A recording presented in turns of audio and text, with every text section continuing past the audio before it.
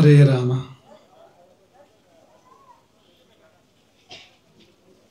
ಕರುಣರಸದ ಕೋಡಿ ಬರಿವ ಕಟಾಕ್ಷದ ಪರತತ್ವ ವರೂಪ ಬಾಲಾಪದ ವರ ಪುಣ್ಯಮಯ ಶರೀರದ ನಿರಾಭಾರಿ ಗುರು ಇರಲಿ ಎನ್ನ ಮಾನಸದಿ. ಆ ಸದ್ಗುರುವಿರಲಿ ನಮ್ಮೆಲ್ಲರ ಮಾನಸದಿ.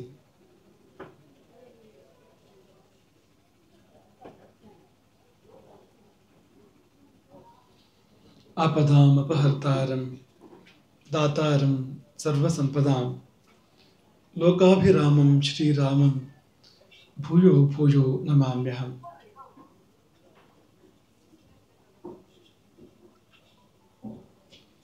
ಯತ್ರ ಯತ್ರ ರಘುನಾಥ ಕೀರ್ತನಂ ತತ್ರ ತತ್ರ ಕೃತಮಸ್ತಕಾಂಜಲಿಂ ಬಾಷ್ಪವಾರಿ ಪರಿಪೂರ್ಣ ಲೋಚನಂ ಮಾರುತಿಂ ನಮತ ರಾಕ್ಷಸಾಂತಕಂ.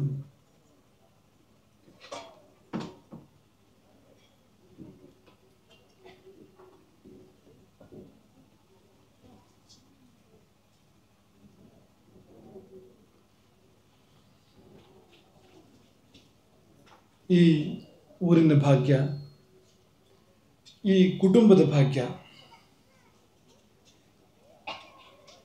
ಈ ಮನೆಗೆ ಜಿತ್ತೈಸಿ ಸೀತಾರಾಮಚಂದ್ರ, ಚಂದ್ರಮೌಳೇಶ್ವರ, ರಾಜರಾಜೇಶ್ವರಿಯರು ಸೇವೆಯನ್ನು ಸ್ವೀಕಾರ ಮಾಡಿದ್ದಾರೆ, ಮಾಡಲಿಕ್ಕಿದ್ದಾರೆ ಕೂಡ. ನಾವು ಈ ಸೇವೆಯ ಮಧ್ಯದಲ್ಲಿದ್ದೇವೆ. 2 ಪೂಜೆ ಕಳೆದಿದೆ, ಇನ್ನೆರಡು ಪೂಜೆ ಇದೆ ಮುಂದಕ್ಕೆ. ಸರಿಯಾಗಿ ಮಧ್ಯದಲ್ಲಿ ನಾವೀಗ ಇರುವಂಥದ್ದು. ಒಂದು ರಾತ್ರಿ ಒಂದು ಹಗಲು, ಪುನಃ ಒಂದು ರಾತ್ರಿ ಒಂದು ಹಗಲು ಇರುವಂಥದ್ದು, ಮಧ್ಯದಲ್ಲಿರುವಂಥದ್ದು ಈಗ. ಹಾಗಾಗಿ ಈ ಸೇವೆಯನ್ನು ಆ ಮಹಾದೇವತೆಗಳು ಸ್ವೀಕಾರ ಮಾಡಿ ನಿಮ್ಮೆಲ್ಲರನ್ನು ಹರಸುವ ಒಂದು ಹೊತ್ತು. ಅಂಗಳದಲ್ಲಿ ನೀವೆಲ್ಲರೂ ಕುಳಿತಿದ್ದೀರಿ ಅಂದರೆ ಏನೋ ಸಿಗ್ತದೆ ಅಂತ ಕುಳಿತಿದ್ದೀರಿ. ಏನು ಸಿಗ್ತದೆ ಅಂತ ಕುಳಿತಿದ್ದೀರಿ ಅಂದರೆ ಚಿನ್ನವೋ ರನ್ನವೋ ಸಿಗ್ತದೆ ಅಂತಲ್ಲ, ಅದಕ್ಕಿಂತ ಹೆಚ್ಚಿನದ್ದು ಸಿಗ್ತದೆ. ಚಿನ್ನವೋ ರನ್ನವೋ ಉಳಿಯೋದಿಲ್ಲ ನೋಡಿ, ಮತ್ತು ಅದಕ್ಕಾಗಿ ಕಲಹ ಆಗ್ತದೆ. ಆದರೆ ಈ ಆಶೀರ್ವಾದ ಹಾಗಲ್ಲ. ಆಶೀರ್ವಾದಕ್ಕಾಗಿ ಕಲಹ ಆಗಿದ್ದು ಎಲ್ಲೂ ಇಲ್ಲ. ಆಸ್ತಿ ಪಾಲು ಹಂಚ್ಕೊಂಡು ಹಾಗೆ ಹಂಚ್ಕೊಳ್ಳಿಕ್ಕೆ ಬರುವಂಥದ್ದಲ್ಲ ಅದು. ಸೇವೆಯಿಂದ ಲಭ್ಯ ಆಗುವಂಥದ್ದು, ಶುದ್ಧ ಮನಸ್ಸಿಗೆ ಒದಗಿ ಬರುವಂಥದ್ದು. ಹಾಗಾಗಿ ಅನುಗ್ರಹಾಕಾಂಕ್ಷಿಗಳಾಗಿ, ಆಶೀರ್ವಾದಾಪೇಕ್ಷೆಗಳಾಗಿ ನೀವೆಲ್ಲ ಈ ಅಂಗಡದಲ್ಲಿ ಇಲ್ಲಿ ಬಂದು ಸಮಾಹಿತರಾಗಿದ್ದೀರಿ. ಮನೆಯ ಒಳಗಿನಿಂದ ರಾಮಾದಿ ದೇವತೆಗಳ ಕೃಪೆ ನಿಮ್ಮೆಡೆಗೆ ಹರಿತಾ ಇರುವಂಥ ಒಂದು ಸಂದರ್ಭ. ಮನೆ ವತಿಯಿಂದ ಪ್ರಾರ್ಥನೆ ಮಾಡುವಾಗ ಮನಸ್ಸು ಕರಗುವಂತೆ ಇತ್ತು ಅಂತ. ಎಷ್ಟು ಒಂದು ಭಾವ ತೀವ್ರತೆಯಲ್ಲಿ ಆ ಪ್ರಾರ್ಥನೆ ನಡೀತು ಅಂದರೆ ಅದು ಶಬ್ದಗಳಿಗೆ ಮೀರಿದ್ದೇ ಹೋದದು ನೋಡಿ. ಒಂದು ಗುರುವನ್ನು ಒಲಿಸ್ಬೇಕು ಅಂದರೆ ಅದಕ್ಕಾಗಿ ಅಶ್ವಮೇಧ ಯಾಗ ಮಾಡಬೇಕು ಅಂತಿಲ್ಲ. ಗುರುವನ್ನು ಒಲಿಸ್ಬೇಕು ಅಂದರೆ ಗುರುಗಳನ್ನು ಚಿನ್ನದಲ್ಲಿ ತುಲಾಭಾರ ಮಾಡಬೇಕು ಅಂತಿಲ್ಲ. ಮತ್ತೇನಪ್ಪ ಅಂದರೆ ಆ ಭಕ್ತಿ, ಆ ಭಾವ ಅದು. ಈಗ ಈ ಮಂಜಪ್ಪನವರ ತಾಯಿಯೋ ಅಥವಾ ಹಿರಿಯರೋ ಅವ್ರು ಬೇರೆ ಏನೂ ಮಾಡಲಿಲ್ಲ ಅಂತ, ಭಕ್ತಿ ಮಾಡಿದ್ರು ಅಷ್ಟೇ. ಮಠ ಬಹಳ ದೂರದಲ್ಲಿತ್ತು, ಬಹಳ ಎತ್ತರದಲ್ಲಿತ್ತು, ಎಟಕುವಂಥದ್ದಲ್ಲ, ಅಷ್ಟು ದೂರದಲ್ಲಿತ್ತು. ಆದರೆ ಇಲ್ಲಿಂದರೆ ಅಂದು ಮಾಡಿದ ಪ್ರಾರ್ಥನೆ ಕೊನೆಗೂ ಒಂದು ದಿನ ಫಲಿಸಿದೆ ನೋಡಿ. ಇಲ್ಲಿ ಒಂದು ಸ್ವರ್ಣ ಭಿಕ್ಷೆ ನೆರವೇರುವಂತೆ ಆಗಿದೆ ಅಂತ. ಸಾಮಾನ್ಯ ಭಿಕ್ಷೆ ಅಲ್ಲ, ಉತ್ತಮ ತರಗತಿಯ ಭಿಕ್ಷೆ, ಶ್ರೇಷ್ಠ ತರಗತಿಯ ಒಂದು ಶ್ರೀ ಭಿಕ್ಷೆ, ಸ್ವರ್ಣ ಭಿಕ್ಷೆ ಅಂತ ಅದನ್ನು ಕರೀತಾರೆ. ಅದು ಇಲ್ಲಿ ನೆರವೇರುವಂತೆ ಆಯಿತು. ಅಂದರೆ ಈ ಮನೆಗೊಂದು ಸ್ವರ್ಣ ದಿನ ಬಂತು. ಒಂದು ನೆಲೆಯಿಲ್ಲದ ಸ್ಥಿತಿಯಿಂದ,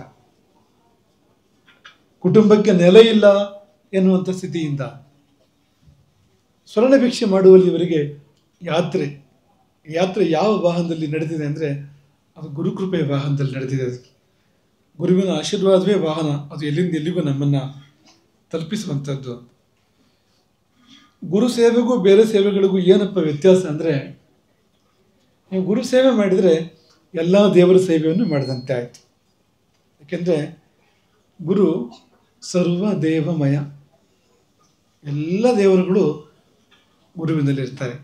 ಹಾಗಾಗಿ ನೀವು ನಿಮ್ಮ ಗುರುವನ್ನು ನೀವು ಭಕ್ತಿಯಿಂದ ಸ್ಮರಣೆ ಮಾಡಿದರೆ ಎಲ್ಲ ದೇವರನ್ನು ಸ್ಮರಣೆ ಮಾಡಿದಂತೆ ಆಯಿತು, ಎಲ್ಲ ದೇವರನ್ನು ಕೂಡ ಪೂಜೆ ಮಾಡಿದಂತೆ ಆಯಿತು. ಒಂದೊಂದಾಗಿ ಮಾಡ್ತಾ ಹೋದರೆ ನೀವು ಎಂದಾದರೂ ಮಾಡಿ ಮುಗಿಸೋಕ್ಕೆ ಸಾಧ್ಯ ಇದೆಯಾ? ನೀವು ಒಂದು ದೇವರ ಪೂಜೆ ಮಾಡಿದರೆ ಒಂದು ದೇವ್ರ ಪೂಜೆ ಮಾಡಿರ್ತೀರಿ ಅಷ್ಟೇ, 10 ದೇವರ ಪೂಜೆ ಮಾಡಿದರೆ 10 ದೇವ್ರ ಪೂಜೆ ಮಾಡಿರ್ತೀರಿ ಅಷ್ಟೇ. ಇನ್ನು ಉಳಿದಿದ್ದೆಲ್ಲ ಬಾಕಿ. ಅನಂತ ಕೋಟಿ ದೇವತೆಗಳಿದ್ದಾರೆ ಈ ಸೃಷ್ಟಿಯಲ್ಲಿ. ಅದೇ ಗುರುವಿನ ಪೂಜೆ ಮಾಡಿದರೆ ಯಾವ ದೇವರು ಬಾಕಿ ಉಳಿರಲಿಲ್ಲ. ಎಲ್ಲ ದೇವರ ಪೂಜೆಯು ಇದ್ದಲ್ಲೇ ನೆರವೇರದಂತೆ ಆಯಿತು. ಒಂದೊಂದು ದೇವರ ಪೂಜೆಗೂ ನಿಯಮಗಳು ಬೇರೆ ಇದೆ. ಈಗ ಗಣಪತಿಗೆ ದೂರ್ವೆ ಇಷ್ಟ, ಅದು ದುರ್ಗೆಗೆ ದೂರ್ವೆ ಆಗೋದಿಲ್ಲ. ನದೂರ್ವಯ ಯಜೇ ದುರ್ಗಾಂ, ದುರ್ಗೆಗೆ ದೂರ್ವೆಯನ್ನು ಏರಿಸಬಾರದು, ಆದರೆ ಗಣಪತಿಗೆ ದೂರ್ವೆಯೇ ಬೇಕು. ಯಾಕೆಂದ್ರೆ ಹೇಳಿದ್ರು ಅಂದರೆ ಒಂದೊಂದು ದೇವರ ಪೂಜೆ ಅಂದರೆ ಅದು ಬೇರೆ ಬೇರೆ ಆಗ್ತಾ ಹೋಗ್ತದೆ, ಅದರ ಅಗತ್ಯಗಳು ಅದರ ನಿಯಮಗಳು ಬೇರೆ ಬೇರೆ ಆಗ್ತಾ ಹೋಗ್ತವೆ. ಅದೆಲ್ಲ ನೀವು ಮಾಡಿ ಪೂರೈಸುವಂಥದ್ದ ಆಗುವಂಥದ್ದು ಅಂದರೆ ಆಗುವಂಥದ್ದಲ್ಲ. ಹಾಗಾಗಿ ಎಲ್ಲ ದೇವರನ್ನು ಗುರು ನೋಡಿಕೊಳ್ಳಿ, ನಾವು ಗುರುವಿನ ಪೂಜೆ ಮಾಡೋಣ. ಇದು ತುಂಬ ಸುಲಭದ ದಾರಿ, ತುಂಬ ಸಸೂತ್ರವಾಗಿರುವಂಥ ಒಂದು ದಾರಿ. ಹಾಗಾಗಿ ಗುರುವನ್ನು ಸರ್ವದೇವಮಯ ಎಂಬುದಾಗಿ ಕರೆದರು. ಗುರುವನ್ನು ಬ್ರಹ್ಮ ಎಂದರು, ಗುರುವನ್ನು ವಿಷ್ಣು ಎಂದರು, ಗುರುವನ್ನು ಶಿವ ಎಂದರು. ಗುರುರ್ ಬ್ರಹ್ಮ, ಗುರುರ್ ವಿಷ್ಣು, ಗುರುರ್ ದೇವೋ ಮಹೇಶ್ವರ. ಇದರೊಳಗೆ ಎಲ್ಲ ದೇವತೆಗಳು ಬಂದಾಯಿತು. ಈ 3 ದೇವತೆಗಳ ಕವಲೆ 33 ಕೋಟಿ ದೇವತೆಗಳು, ಮತ್ತು ಬೇರೆ ಇಲ್ಲ. ಬ್ರಹ್ಮ ವಿಷ್ಣು ಮಹೇಶ್ವರರಲ್ಲಿ ಒಳಗೊಳ್ಳದ ಒಂದು ದೇವತೆ ಅಂತ ಇಲ್ಲ. ಸತ್ವಗುಣಕ್ಕೆ ವಿಷ್ಣು, ರಜೋಗುಣಕ್ಕೆ ಬ್ರಹ್ಮ, ತಮೋಗುಣಕ್ಕೆ ಶಿವ ಬಂದ ಮೇಲೆ ಎಲ್ಲ ದೇವತೆಗಳು ಅದರ ಸಮ್ಮಿಶ್ರಣವೇ. ಈ ಸತ್ವರಜ ತಮೋಗುಣಗಳ ಸಮ್ಮಿಶ್ರಣವೇ ಎಲ್ಲ ದೇವತೆಗಳು ಆಗಿರ್ತಾರೆ ಅಂತ. ಹಾಗೆ ಅದು ನಾವು ಲೌಕಿಕ ಉದಾಹರಣೆ ಕೊಡ್ತಾ ಇರ್ತೇವೆ ಯಾವಾಗಲೂ. ಈ 3 ಗುಣವೇ ಪ್ರಪಂಚವೆಲ್ಲ ಅಂತ. ಆದರೆ ಈ ಪ್ರಪಂಚ ಬೇರೆ ಬೇರೆ ತರಹ ಇದೆಯಲ್ಲ ಅಂತ, ಇಷ್ಟು ಕೋಟಿ ಕೋಟಿ ವೈವಿಧ್ಯ ಇದೆಯಲ್ಲ. ಹೇಗೆ? 3 ಮೂಲ ವಸ್ತು: ಸತ್ವಗುಣ, ರಜೋಗುಣ, ತಮೋಗುಣ, ಬ್ರಹ್ಮ ವಿಷ್ಣು ಮಹೇಶ್ವರ. ಇದೇ 3 ಮೂಲ ವಸ್ತು. ಮತ್ತು ಇಡೀ ಪ್ರಪಂಚ ಇಷ್ಟೆಲ್ಲ ವೈವಿಧ್ಯ ಇದೆಯಲ್ಲಪ್ಪ, ಒಬ್ಬರಿದಂತೆ ಒಬ್ಬರಿಲ್ಲ, ಒಂದಿದ್ದಂತೆ ಇನ್ನೊಂದಿಲ್ಲ. ಅಂದರೆ ಅದು ಆ ಪ್ರಮಾಣ ತಾರತಮ್ಯದಲ್ಲಿ ಅಷ್ಟು ವೈವಿಧ್ಯಗಳು ಬರ್ತವೆ. ಅದಕ್ಕೆ ನಿಮಗೆಲ್ಲ ತುಂಬ ಪ್ರಿಯವಾದ ಪೇಯ ಒಂದು ಕಾಫಿ. ಉದಾಹರಣೆಗೆ ಹಾಲಿದೆ, ಕಾಫಿ ಬೀಜ ಇದೆ, ಡಿಕಾಕ್ಷನ್, ಸಕ್ಕರೆ ಇದೆ. ಈ 3 ತಾನೇ ಮೂಲದ್ರವ್ಯ ಅಂತ. ಆದರೆ ಕಾಫಿ ರುಚಿ ಎಷ್ಟು ರೀತಿ ಇದೆ ನೋಡಿ, ಎಷ್ಟು ವೈವಿಧ್ಯ ಇದೆ ಕಾಫಿ ರುಚಿಯಲ್ಲಿ. ಅದು ಹೇಗೆ ಅಷ್ಟು ವೈವಿಧ್ಯ ಬಂತು ಅಂದರೆ ತಾರತಮ್ಯ. ಈಗ ಹಾಲು, ಸಕ್ಕರೆ ಮತ್ತು ಕಾಫಿ ಪುಡಿ ಎಷ್ಟು ಬಿತ್ತು ಅನ್ನೋದ್ರ ಮೇಲೆ, ಒಂದೊಂದು ಎಷ್ಟೆಷ್ಟು ಬಿತ್ತು ಅನ್ನೋದ್ರ ಮೇಲೆ ರುಚಿ ತುಂಬ ವ್ಯತ್ಯಾಸ ಆಗ್ತದೆ. ಇನ್ನೂ ನಿಮಗೆ ಬೇರೆ ಬೇರೆ ಬಗ್ಗೆ ಗೊತ್ತಿರ್ಬೋದು ರುಚಿ ವ್ಯತ್ಯಾಸ ಮಾಡೋದಕ್ಕೆ, ನಮ್ಮದಿಷ್ಟೇ. ಹಾಗೆ ಈ 3 ಗುಣಗಳು ಇಷ್ಟು ದೊಡ್ಡ ಪ್ರಪಂಚವನ್ನು ಸೃಷ್ಟಿ ಮಾಡಿದ್ದಾವೆ. ಇಷ್ಟಕ್ಕೂ ಮೂಲ 3 ಗುಣಗಳು, 3 ಮೂರ್ತಿಗಳು, ಬ್ರಹ್ಮ ವಿಷ್ಣು ಮಹೇಶ್ವರರು.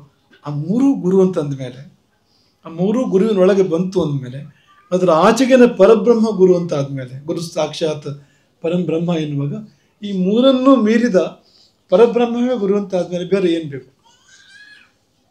ಒಂದೇ ಸರ್, ಅದೊಂದರಲ್ಲೇ ಎಲ್ಲವೂ ಆಯಿತು. ಹುಷಾರಿಲ್ಲದೆ ಇದ್ದರೆ ನಾವು ವೈದ್ಯರ ಬಳಿಗೆ ಹೋಗ್ತೇವೆ, ಬೇರೆ ಬೇರೆ ಕಡೆ ಹುಷಾರು, ಬೇರೆ ಬೇರೆ ರೀತಿಯ ಅನಾರೋಗ್ಯಕ್ಕೆ ಬೇರೆ ಬೇರೆ ವೈದ್ಯರ ಬಳಿ ಹೋಗ್ಬೇಕಾಗ್ತದೆ ಅಂತ. ಕಿವಿ ತೊಂದರೆ ಅಂದರೆ ಯಾರ ಬಳಿಯೋ ಹೋಗಬೇಕು, ಕಣ್ಣಿನ ತೊಂದರೆ ಅಂದರೆ ಮತ್ತಾರ ಬಳಿಯೋ ಹೋಗಬೇಕು, ಮೂಳೆ ತೊಂದರೆ ಅಂದರೆ ಇನ್ಯಾರು ನೋಡೋರು ಇರ್ತಾರೆ ಅದನ್ನು ಅಂತ. ಹಾಗಾಗಿ ವೈದ್ಯರು ಒಬ್ಬರೇ ಅಲ್ಲ, ತುಂಬ ವೈವಿಧ್ಯ ಅದರಲ್ಲಿ. ಔಷಧಗಳಂತೂ ಅನಂತ, ಲೆಕ್ಕವೇ ಇಲ್ಲ ಅಂತ. ಹೀಗಿದ್ರೆ ಎಷ್ಟು ಚೆನ್ನಾಗಿರ್ತಿತ್ತು ಅಂತ. ಹಾಗಿದ್ರೆ ಒಂದೇ ಔಷಧ, ಒಂದೇ ವೈದ್ಯ ಎಲ್ಲಕ್ಕೂ. ಏನು ಕಾಯಿಲೆ ಬಂದರೂ ಅದೇ ವೈದ್ಯ, ಅದೇ ಔಷಧ. ತುಂಬ ಸುಲಭ ಆಗ್ತಿತ್ತಲ್ವಾ? ಅಂದರೆ ಅದೇ ಗುರು ಮತ್ತು ಗುರುಕೃಪೆ ಅಂತ. ಎಲ್ಲದಕ್ಕೂ ಔಷಧ. ಈ ಪ್ರಪಂಚದಲ್ಲಿ ಎಷ್ಟು ಬಗೆಯ ಸಮಸ್ಯೆಗಳಿರ್ಬೋದೋ ಎಲ್ಲಕ್ಕೂ ಗುರುಕೃಪೆ ಔಷಧ, ಗುರುವೇ ವೈದ್ಯ, ಭವರೋಗ ವೈದ್ಯ ಎಂಬುದಾಗಿ ಗುರುವನ್ನು ಕರೀತಾರೆ ಅಂತ. ಹಾಗಾಗಿ ಗುರು ಉಪಾಸನೆಗಿಂತ ಶ್ರೇಷ್ಠವಾಗಿರುವಂಥ ಉಪಾಸನೆ ಬೇರೆ ಇನ್ನೊಂದಿಲ್ಲ. ಅದು ಒಂದು ಕಾಲದಲ್ಲಿ ಸಮಾಜದ ಹೆಣ್ಮಕ್ಳಿಗೆ ಸಹ ಗೊತ್ತಿತ್ತು ಅಂತ. ಈಗ ವಿದ್ವಾಂಸರಿಗೆ ಗೊತ್ತಿರುವಂಥದ್ದು, ವೈದಿಕರಿಗೆ ಗೊತ್ತಿರುವಂಥದ್ದು ಬೇರೆ. ಈ ಮನೆಯ ಹೆಣ್ಣು ಮಕ್ಕಳು, ಈ ಮನೆಯ ತಾಯಂದಿರು, ಅವ್ರಿಗೆ ಗೊತ್ತಿತ್ತು ನೋಡಿ. ಹಾಗಾಗಿ ಅವ್ರು ಇದ್ದರಿಂದಲೇ ಗುರುವಿಗೆ ಕೈ ಮುಗಿದ್ರು, ಗುರುವನ್ನು ಸ್ಮರಣೆ ಮಾಡಿದ್ರು, ಮಕ್ಕಳನ್ನು ಗುರುಮಠಕ್ಕೆ ಕರ್ಕೊಂಡೋಗಿ ಇದು ನಮ್ಮ ಗುರುಮಠ ಅಂತ ತೋರಿಸಿದ್ರು, ಗುರುಮಠಕ್ಕೆ ಹರಕೆ ಹೊತ್ತರು. ಹರಕೆ ಹೊತ್ತಿದ್ದೆಲ್ಲ ಆಯಿತು, ಆಗೋದು ಕಾಣ್ತಾನೆ ಇರ್ತದೆ ಈಗಲೂ ಕೂಡ. ಸಂಕಲ್ಪ ಮಾಡಿದ್ದೆಲ್ಲ ಆಗ್ತಾ ಇರ್ತದೆ, ಪ್ರಾರ್ಥನೆ ಮಾಡಿದ್ದೆಲ್ಲವೂ ಕೂಡ ಆಗ್ತಾ ಇರ್ತದೆ. ನಮ್ಮ ಪರಿವಾರದವರು ಕೂಡ ವಿಸ್ಮಯದಿಂದ ನೋಡ್ತಾ ಇರ್ತಾರೆ ಅಂತ. ಮೊನ್ನೆ ಹರಕೆ ಮಾಡ್ಕೊಂಡು ಹೋಗುತ್ತೆ, ಇವತ್ತು ಸಮರ್ಪಣೆ ಮಾಡ್ಲಿಕ್ಕೆ ಬಂದ, ಆಯಿತು ಕೆಲಸ ಆಗಿದೆ ಅಂತ ಬರ್ತಾನೆ ಅಂಥದ್ದು ಎಷ್ಟೋ ನಡೀತಾ ಇರ್ತದೆ ಅಂತ. ಯಾಕೆಂದರೆ ಅಷ್ಟು ಚೈತನ್ಯ ಆ ಗುರುಪೀಠದಲ್ಲಿ ಮತ್ತು ಗುರುಪೀಠ ಪೂಜಿಸುವಂಥ ದೇವತೆಗಳಲ್ಲಿ ಇರ್ತದೆ. ಹಾಗಾಗಿ ಅಂಥ ಗುರುಪಾಸನೆ ಶ್ರೇಷ್ಠ. ಅದನ್ನು ಶ್ರೇಷ್ಠವಾದ ರೀತಿಯಲ್ಲಿ ಮಾಡಿದ್ದಾಗ ಎಲ್ಲವೂ ಆಯಿತು ಎಂಬ ಭಾವದಲ್ಲಿ ಈ ಸೇವೆಯನ್ನು ಈ ಮನೆ ನೆರವೇರಿಸಿದೆ, ತುಂಬ ಪ್ರೀತಿಯಿಂದ ನೆರವೇರಿಸಿದೆ. ಪ್ರಾರ್ಥನೆ ಮಾಡುವಾಗ ನೀವೆಲ್ಲ ಕೇಳಿದ್ರಿ ಅಂತ, ಗುರುಗಳ ನೆನಪು ಮಾಡಿ ಇವ್ರ ಮನೆಗೊಂದು ಹೋಗಬೇಕು ಅಂತ ಸೂಚನೆ ಕೊಟ್ಟರು ಎಂಬುದಾಗಿ ನೀವು ಕೇಳಿದ್ರಿ. ಅದು ಯಾಕೆ ಅಂದರೆ ಅಷ್ಟು ಪ್ರೀತಿಯ ಕೇಳಿಕೆ ಬಂದಾಗ, ಅಷ್ಟು ಒಂದು ಶ್ರದ್ಧೆಯ ಕೇಳಿಕೆ ಬಂದಾಗ ಹಾಗೆ ಹೇಳುವಂತೆ ಆಗ್ತದೆ ಅಂತ. ಅವರು ಕೂಡ ನಾವು ಹೋದಲ್ಲಿ ಬಂದಲ್ಲಿ ಅವರನ್ನು ಒತ್ತಾಯ ಮಾಡ್ತಾರೆ ಅಂತ ಹೇಳೋದಿಲ್ಲ, ಆದರೆ ಅವರು ಬಂದು ನಿಂತುಕೊಳ್ಳೋ ರೀತಿಯೇ ಕೊಟ್ಬಿಡು ಅವರಿಗೆ ಅಂತ ಹೇಳೋ ಹಾಗೆ ಮಾಡ್ತದೆ ಅಂತ. ಎಷ್ಟು ಬಾರಿ ಒತ್ತಾಯ ಬೇಕಾಗೋದಿಲ್ಲ ಅಂತ, ಬರೇ ಬಂದು ನಿಂತುಕೊಳ್ಳುವ ಭಂಗಿ ಇದೆಯಲ್ಲ, ಆ ಮುಖಭಾವ ಕೇಳೋ ರೀತಿ ಇದೆಯಲ್ಲ, ಒಂದು ವಾಕ್ಯ ಸಾಕಾಗ್ತದೆ, ಒಂದು ಶಬ್ದ ಸಾಕಾಗ್ತದೆ. ಕೆಲವು ಬಾರಿ ಗಂಟೆಗಟ್ಟಲೆ ವಾದ ಮಾಡಿದರೂ ಕೂಡ ಲಭ್ಯ ಆಗದೇ ಇರುವಂಥದ್ದು ಒಂದು ಶಬ್ದದಲ್ಲಿ ಒಂದು ವಾಕ್ಯದಲ್ಲಿ ಲಭ್ಯ ಆಗ್ಬೋದು. ಭಾವ ತುಂಬಿದ್ದಾಗ ಅದು ಆಗಬಹುದು ಅಂತ. ಹಾಗಾಗಿ ತುಂಬ ಪ್ರೀತಿಯಿಂದ ಕೇಳಿದ್ದಾರೆ. ಅವರಿಗೂ ಇನ್ನು ಭಿಕ್ಷೆ ಯಾವಾಗ ಆಗ್ತದೆ ಅಂತ ಮನೆಗೊಂದು ಭೇಟಿ ಹಿಂದೆ ನಡೀತು, ಅದು ಆಯಿತು ಇದು ಆಯಿತು. ಈಗ ಕಳೆದ ವರ್ಷ ಆಗಿದ್ದು ಅಂತ ಕಾಣ್ತದೆ, ಬಹುಶಃ ಅದು ಈ ಮನೆ ಭೇಟಿ ಇದು. ಈ ವರ್ಷ ಸ್ವರ್ಣ ಭಿಕ್ಷೆಯು ಕೂಡ ನೆರವೇರಿತು. ಗುರು ಸೇವೆಯನ್ನು ಕೂಡ ಈ ಮನೆ ನಿರಂತರವಾಗಿ ಮಾಡ್ಕೊಂಡು ಬಂದಿದೆ, ಮಾಡ್ಕೊಂಡು ಬರ್ತಾ ಇದೆ. ಮಾಡಬೇಕು ಅವರು ಯಾವಾಗಲೂ ಗುರು ಸೇವೆಯಲ್ಲಿ ಬೆಳಗ್ಗೆ. ನಿಮ್ಮ ಹಿರಿಯರು ಏನು ಹೇಳಿದ್ರು ನಾವು ನಿಮ್ಗೆ ಹೇಳೋದು ಕೂಡ ಅದನ್ನೇ. ಅವರೊಂದು ವಾಕ್ಯ ಹೇಳಿದ್ದಷ್ಟೇ ಅವತ್ತಿನ ಕಾಲದಲ್ಲಿ, ಇವತ್ತು ನಾವು ನಿಮ್ಗೆ ಹೇಳೋದು ಕೂಡ ಅದನ್ನೇ. ಇದನ್ನೇ ಮಾಡಿ, ಇದರಲ್ಲೇ ನಿಮ್ಗೆಲ್ಲದೂ ಆಗ್ತದೆ. 10 ಹಲವು ದಾರಿಗಳು ಹುಡ್ಕೊಂಡು ಹೋಗಬೇಡಿ, ಒಂದು ಭದ್ರವಾಗಿ ಆಶ್ರಯಿಸಬೇಕು ಒಂದು ಸ್ಥಾನವನ್ನು, ಅದಕ್ಕೆ ಎಲ್ಲವನ್ನೂ ಕೊಡಬೇಕು. ಹನುಮಂತ ಮಾಡಿದಾಗೆ ರಾಮ ಅಂದರೆ ಮುಗೀತು, ಅದು ಬಿಟ್ಟು ಬೇರೆ ಏನೂ ಇಲ್ಲ ಹನುಮಂತನಿಗೆ. ಘನತತ್ವ ಒಂದೇ ಒಂದು ಘನತತ್ವಕ್ಕೆ ಮನಸ್ಸೋತು. ಘನತತ್ವ ಅಂತ ಯಾಕೆ ಹೇಳೋದಂದ್ರೆ, ತತ್ವ ಅನ್ನೋ ಹೆಸರಲ್ಲಿ ಏನೇನು ಇರ್ತದೆ ಸಮಾಜದಲ್ಲಿ, ಅದಕ್ಕೆಲ್ಲ ಮನಸ್ಸೋಲ್ಬಾರದು. ನಿಜವಾದ ತತ್ವಕ್ಕೆ, ಒಂದು ಘನತತ್ವಕ್ಕೆ ಮನಸ್ಸೋತು ನೆನೆಯೋದು ಮತ್ತೊಂದನ್ನು ನೆನೆಸ್ತದೆ. ಎಲ್ಲ ಮನೆ ಇಡುತ್ತಾ ಇಡೀ ಮನಸ್ಸನ್ನು ಅದಕ್ಕೆ ಕೊಡುವಂಥದ್ದು, ಏನು ಕೊಟ್ಟರು ಅದಕ್ಕೆ ಕೊಡುವಂಥದ್ದು. ಅದರ ಅನುಸಂಧಿಯಲ್ಲಿ ಜೀವಭಾವವನ್ನೇ ಮರೆಯುವುದು ಹನುಮಂತನ ಉಪದೇಶ. ಹಾಗಾಗಿ ಹನುಮಂತ ಏನಾದ ಅಂದರೆ ಅವನೇ ದೇವರಾದ. ಹನುಮಂತನಿಗೆ ಏನು ಸಿಕ್ತು ಅಂದರೆ ಸಿಗೋದೆಲ್ಲ ಆಮೇಲೆ ಅವನೇ ಕೊಡೋವನಾದ. ಹಾಗಾಗಿ ಪ್ರಾರ್ಥನೆ ಇವತ್ತು ಭಕ್ತರು ರಾಮನಿಗಿಂತ ಹನುಮಂತನಿಗೆ ಜಾಸ್ತಿ ಇರ್ತಾರೆ, ಸೇವೆ ರಾಮನಿಗಿಂತ ಹನುಮಂತನಿಗೆ ಜಾಸ್ತಿ ಸಲ್ತದೆ. ಭಕ್ತಿ ಫಲ ಅದು ಅಂತ. ರಾಮ ದೇವರು ಹೌದು, ಆದರೆ ಭಕ್ತ ಅಲ್ಲ, ರಾಮ ದೇವರು ಮಾತ್ರ ಅಂತ. ಈ ಹನುಮಂತ ಹಾಗಲ್ಲ, ಭಕ್ತನೂ ಹೌದು ದೇವರು ಹೌದು ಅಂತ, ಎರಡೂ ಇದೆ. ತಮಾಷೆಗೆ ಹೇಳ್ತಾ ಇರ್ತಾರೆ, ಯಾರು ಹನುಮಂತನ ದೇವಸ್ಥಾನ ರಾಮನ ದೇವಸ್ಥಾನಕ್ಕೆ ಹೋಗಿ ಪ್ರಾರ್ಥನೆ ಮಾಡಿದ್ರಂತೆ. ನನ್ನ ಪತ್ನಿ ಕಾಣ್ತಾ ಇಲ್ಲ ಕೆಲವು ದಿವಸದಿಂದ, ಹಾಗಾಗಿ ಒಂದು ಆಶೀರ್ವಾದ ಬೇಕಾಗಿತ್ತು ಅಂತ ಪ್ರಾರ್ಥನೆ ಮಾಡಿದ್ರಂತೆ. ರಾಮದೇವರು ಒಲಿದು ಹೇಳಿದ್ರಂತೆ, ಇಲ್ಲೇ ಮುಂದಿನ ಬೀದಿಲಿ ಹನುಮಂತನ ದೇವಸ್ಥಾನ ಇದೆ, ಅಲ್ಲೂ ಹೋಗಿ ಕೇಳು. ನನಗೂ ಈ ಸಮಸ್ಯೆ ಬಂದಿತ್ತು ಒಂದು ಕಾಲದಲ್ಲಿ, ಹುಡುಕೊಟ್ಟು ಅವನೇ, ನೀ ಅದೇ ಮಾಡೋದು ಒಳ್ಳೇದು ಅಂತ ಹನುಮಂತನ ಹೆಸರು ರಾಮ ಹೇಳಿದಂತೆ. ಹಾಗೊಂದು ತಮಾಷೆ ಕಥೆ ಇದೆ ಅಂತ. ಹಾಗೆ ಆ ಭಕ್ತಿ ಅವನಿಗೆ ಎಲ್ಲವನ್ನು ಕೊಡ್ತಿರೋದಕ್ಕೆ ನಾವು ನಿಮಗೆ ಹೇಳ್ತಾ ಇರುವಂಥದ್ದು. ಭಕ್ತಿ ಅನ್ನೋದು ಭಕ್ತನನ್ನು ದೇವರನ್ನಾಗಿ ಪರಿವರ್ತನೆ ಮಾಡ್ತದೆ ಅಂತ.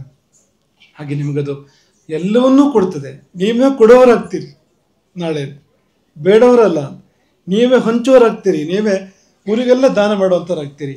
ಅಂಥ ಯೋಗ, ಅಂಥ ಯೋಗ್ಯತೆ ನಮಗೆ ಬರ್ತದೆ ಭಕ್ತಿಯಿಂದ ಮಾಡಿದ್ದನ್ನು ಪ್ರೀತಿಯಿಂದ ಮಾಡಿ. ರಾಮಾಯಣದಲ್ಲಿ ಅಶ್ವಮೇಧ ಯಾಗದ ಸಂದರ್ಭದಲ್ಲಿ ಒಂದು ಮಾತು ಬರ್ತದೆ, ಅದೇನೆಂದರೆ ಎಲ್ಲರಿಗೂ ದಾನಮಾನಗಳನ್ನು ಮಾಡಿ ಅಂತ ಸೂಚನೆ. ಅವಾಗಿಂದ ಭಾರಿ ದೊಡ್ಡ ವ್ಯವಸ್ಥೆ ಅದು, ವಸಿಷ್ಠರ ನೇತೃತ್ವದಲ್ಲಿ ಅದ್ಭುತವಾಗಿರೋಂಥ ವ್ಯವಸ್ಥೆ ಅದು. ಆ ಸೂಚನೆಗಳು ಹೇಗೆ ಹೋಗ್ತವೆ ಅಂದರೆ, ಎಲ್ಲರಿಗೂ ದಾನಮಾನಗಳನ್ನು ಮಾಡಿ, ವಸ್ತ್ರ ಕೊಡಿ, ಅನ್ನ ಕೊಡಿ, ಪಾನೀಯ ಕೊಡಿ, ಮತ್ತೊಂದು ಕೊಡಿ, ಚಿನ್ನ ಕೊಡಿ, ಎಲ್ಲವನ್ನೂ ಕೊಡಿ ಅಂತ. ಆದರೆ ಕೊಡುವಾಗ ಸತ್ಕೃತ್ಯ ನತ್ತು ಲೀಲೆಯ, ನಿಮ್ಗೆ ಗೌರವ ಕೊಟ್ಟು ಭಾವಿಸಿ ಕೊಡಬೇಕು ಕೊಡೋದನ್ನ ಅಂತ. ತಗೊಂಡೋಗೋ ಅದು ಕೊಡೋದಲ್ಲ ಅಂತ. ಲೀಲೆಯ ಅಂದರೆ ಬಾರಿ ಅದನ್ನು ಹಗುರವಾಗಿ ತೊಗೊಂಡು ದಾನ ಮಾಡೋದಲ್ಲ ಅಂತ. ಅಂಥವ್ರನ್ನ ಕಾಣ್ತೇವೆ ಪ್ರಪಂಚದಲ್ಲಿ, ಗೊತ್ತು ತುಂಬ ಇರ್ತದೆ, ಹಣದ ಅಹಂಕಾರ, ಧನ ಮದ ತುಂಬ ಇರ್ತದೆ ಅಂತ ತಗೊಂಡೋಗುವಂತ ಎಸೆಯುವಂಥವ್ರನ್ನ ಕಾಣ್ತೇವೆ ನೀವು ಅಂತ. ಅದು ಒಳ್ಳೇದಲ್ಲ, ಲಕ್ಷ್ಮಿಗೆ ಒಂದು ಅಪಮಾನ ಅದು ಅಂತ. ಅದು ಕೊಟ್ಟವನಿಗೆ ಯಾವ ಕಾರಣಕ್ಕೂ ಶ್ರೇಯಸ್ಸನ್ನು ಮಾಡೋದಿಲ್ಲ. ದಾನದ ಪುಣ್ಯದ ಬದಲಿಗೆ ಪಾಪವೇ ಬರುವಂಥದ್ದು ಅಂತ. ಹಾಗಾಗಿ ಏನು ಕೊಟ್ಟೆ ಅನ್ನೋದು ಗೌಣ ಅಂತ. ಎಷ್ಟು ಪ್ರೀತಿಯಿಂದ ಕೊಟ್ಟೆ ನೀನು, ಎಷ್ಟು ಭಕ್ತಿಯಿಂದ ಕೊಟ್ಟೆ ನೀನು, ಮನಸ್ಸು ಎಷ್ಟು ಆಡಿ ನೀ ಅದನ್ನು ಕೊಟ್ಟೆ ಅನ್ನೋದು ಎಲ್ಲಕ್ಕಿಂತ ತುಂಬ ಮುಖ್ಯ ಆಗ್ತದೆ ಅಂತ ಸೇವೆ ಇಲ್ಲಿ ನಡೀತಾ ಇದೆ. ಆ ಕಾರಣಕ್ಕೆ ನಾವು ಸಭೆಗೆಲ್ಲ ನಿಮಗೆಲ್ಲ ಹೇಳುವಂಥದ್ದು.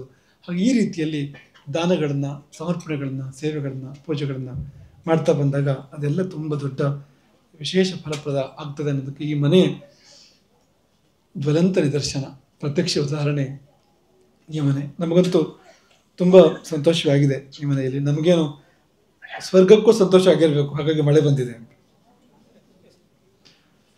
ಮಳೆ ಅನ್ನೋದು ದೇವತೆಗಳ ಆನಂದ ಬಾಷ್ಪ. ಮಳೆ ಬರಬಾರ್ದು ಅಂತ ನಾವು ಯಾವತ್ತೂ ಪ್ರಾರ್ಥನೆ ಮಾಡೋದಿಲ್ಲ, ಯಾಕೆಂದ್ರೆ ಅದು ಆಶೀರ್ವಾದ, ಅದು ಮೇಲಿಂದ ಬರೋವಂಥದ್ದು, ಸ್ವರ್ಗದಿಂದ ಬರೋವಂಥದ್ದು. ಅದನ್ನು ನಾವು ಸಮಸ್ಯೆ ಅಂತ ತಿಳ್ಕೊಳ್ಬಾರ್ದು, ಅದನ್ನು ಶಾಪ ಅಂತ ತಿಳ್ಕೊಳ್ಬಾರ್ದು ಅಂತ. ಹಾಗಾಗಿ ನಾವು ಸದಾಕಾಲ ಹೇಳ್ತೇವೆ, ಕಾಯಿಡಬೇಡಿ, ಮಳೆ ಬರಬಾರ್ದು ಅಂತ ಕಾಯಿಡಬೇಡಿ, ಪ್ರಾರ್ಥನೆ ಮಾಡಬೇಡಿ. ಹಾಗೆ ಮಾಡಿ ಮಳೆ ಬರದೇ ಇರೋ ಹಾಗಾಯಿತು, ಮಳೆ ಕಡಿಮೆ ಆಯಿತು. ಮಲೆನಾಡು ಬೇಲ್ಸೀಮೆ ಆಗಿದ್ದು ಯಾವಾಗ ಅಂದರೆ ಇದರಿಂದಾಗಿ ಅಂತ. ನಮ್ಮ ಹಿರಿಯರು ಕಾಯಿಟ್ಟಿದ್ದು ಜಾಸ್ತಿ ಆಯಿತು, ಮಳೆ ಬರೋದು ಬೇಡ. ಒಂದರ ಒಂದು ಕಾರ್ಯಕ್ರಮ ಯಾವಾಗಲೂ ಇರ್ತದೆ ನೋಡಿ.